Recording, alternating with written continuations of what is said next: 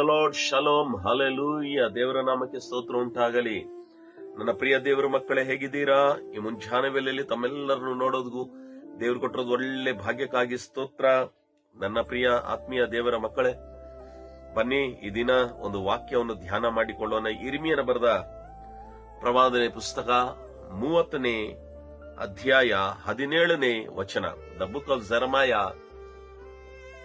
30 verses 17. Hallelujah.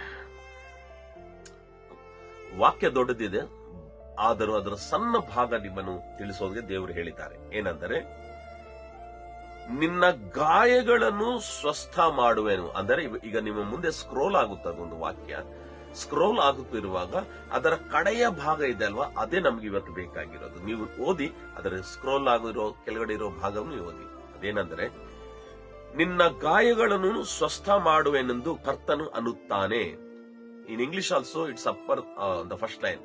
For I will restore health unto the and I will heal the of thy wounds says the Lord. Amen.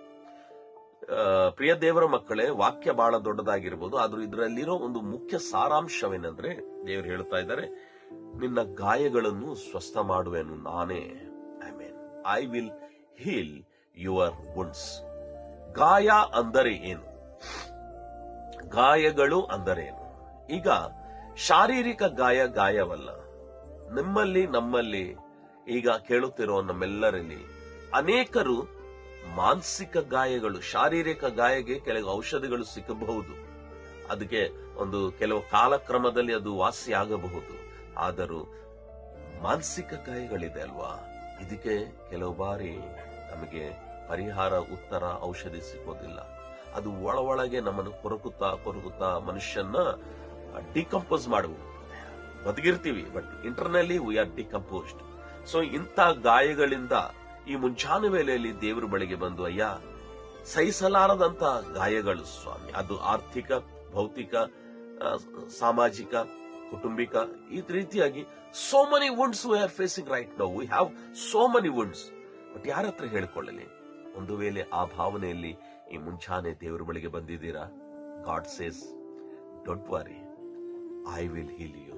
ದೇವರು ಹೇಳ್ತಾ ಇದ್ದಾರೆ, ಭಯಪಡಬೇಡ, ನಾನಿದ್ದೀನಿ, ನಿನ್ನ ಗಾಯಗಳನ್ನು ನಾನು ಸ್ವಸ್ಥ ಮಾಡುವ ದೇವರಾಗಿದ್ದೀನಿ. ಎಲ್ಲಾ ಕಡೆ ಹುಡುಕಿದೀವಮ್ಮ, ಯಾರಿಂದ ನಮ್ಮ ಗಾಯಗಳು ಕಟ್ಟೋ ಮನುಷ್ಯರೇ ಸಿಗಲಿಲ್ಲ. ಈ ಮುಂಚಾನೆ ದೇವರು ಹೇಳ್ತಾ ಇದ್ದಾರೆ, I am going to heal your wounds. ಯಾಕೆ ಭಯ ಪಡ್ತೀರಾ? ಈ ಮುಂಜಾನೆ ವೇಳೆಯಲ್ಲಿ ದೇವರು ಹೇಳ್ತಾ ಇದ್ರು, ಬಾ ನನ್ನ ಬಳಿಗೆ, ನಾನು ನಿನ್ನ ಮನಸ್ಸಲ್ಲಿರುವ, ಯೋಚನೆಗಳಲ್ಲಿರುವ ಪ್ರತಿಯೊಂದು ಗಾಯಗಳು ಕಟ್ತೀನಿ. ನನಗೆ ಮುಚ್ಚೋಣ, ಪ್ರಾರ್ಥನೆ ಮಾಡಿಕೊಳ್ಳೋಣ. ಪ್ರೀತಿ ಸ್ವರೂಪನಾಗಿರುವ ನನ್ನ ಪ್ರೀತಿಯುಳ್ಳ ತಂದೆ, ನಮ್ಮ ಗಾಯಗಳನ್ನು ವಾಸಿ ಮಾಡಿ ನಮ್ಮನ್ನು ಸ್ವಸ್ಥ ಮಾಡು. ಹೇಳ್ತಿರೋ ಜನರನ್ನು ನೀನು ಆಶೀರ್ವದಿಸು. ಯೇಸುವಿನ ನಾಮದಲ್ಲಿ ಈ ಪ್ರಾರ್ಥನೆ ಬೇಡಿ ಹೊಂದಿದೆ, ಆಮೆನ್. ನಾಳೆ ಮರಳಿ ಭೇಟಿಯಾಗೋಣ. ಅಲ್ಲಿ ತನಕ ದೇವರು ಮಹಾಕೃಪೆ ನಿಮ್ಮೆಲ್ಲರಿಗೂ ಜೊತೆಯಾಗಿರಲಿ. May God bless you.